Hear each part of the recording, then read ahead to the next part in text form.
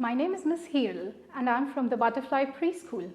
Today I'm going to show you a Montessori activity called polishing from the practical life area. To do this activity, you would need a mirror, a crayon, some polish. I'm going to be using baby lotion. We pretend this to be polish. A sponge and a cleaning cloth. Now let's pretend our mirror is very dirty. We can't see ourselves clearly, can we? So we've got to polish and clean it now.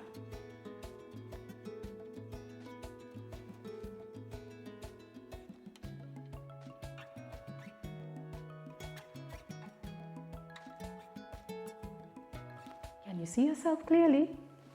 I can't. Let's clean it with the cleaning cloth.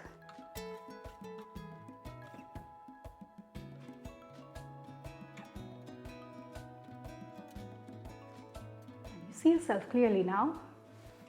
Yes, I can. If you would like to do this activity, do try it at home if you've got a mirror. I hope you enjoyed this activity. Don't forget to like and subscribe on our channel. I'll see you again in the next video. Bye-bye.